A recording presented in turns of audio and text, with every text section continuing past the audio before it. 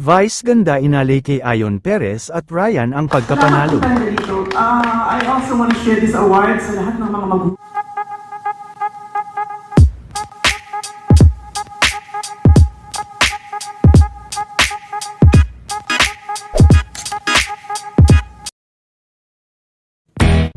Very emotional at talagang hindi nga makapaniwala si Vice sa kanyang pagkapanalo bilang Best Actor ngayong gabi. At sa kanyang pagkapanalo ay hindi naman ito nakalimutan ang kanyang anak-anakan na si Ryan Bang at ang babe nitong si Ayon Perez. Super proud din sa kanya sina Ayon at Ryan na kaagad din na nag-post sa social media. sa akin itong pakiramdam na ito, itong karanasan. Hindi ko alam. Usually alam ko magaling ako magsalita. Hindi ko alam ang sasabihin ko kasi I don't usually prepare my speeches. Especially ngayon at sa film festival, pag nominate ako ng ganitong award, hindi ako talaga nag-prepare kasi hindi man ako nag-expect. Mas ina-expect kong hindi nananalo. Mas ina-expect kong hindi nakikita. Mas ina-expect ko yung nagugustuhan pero hindi pinipili.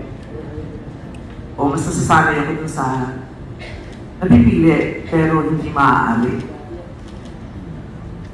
But tonight, maaari na. Pero nanay kami. Nanay kami. I also want to share this award sa lahat ng mga magulang, sa lahat ng mga piniling maging magulang. Sa nanay ko, maraming salamat sa nanay ko na minsan lumisan para panindigan ng pangako niya na bubuhay ng mga anak niya. Sa nanay kong umalis para magsakripisyo, para malungkot, para mag-isa, para may kainin kami at huminga. Sa kapatid ko kay Tabug na araw-araw pinipilit ng subukang magpakaina. At sa isa ko pang kapatid, ang ate Tina ko na naging nanay ko nung umalis ang nanay ko. Kapatid, ang ate Tina ko na naging nanay ko nung umalis ang nanay ko.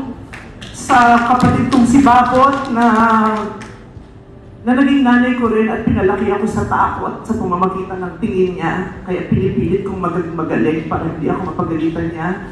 Sa mga nanay ko sa industriya, kay Tita Cory, kay Wendy Ramos na nandito. Maraming salamat. Inaalin ko itong award nito kay Ryan Bang, nakauna-una kong anak. At lahat higit pinasasalamatan ko, inaalin ko itong paraman na ito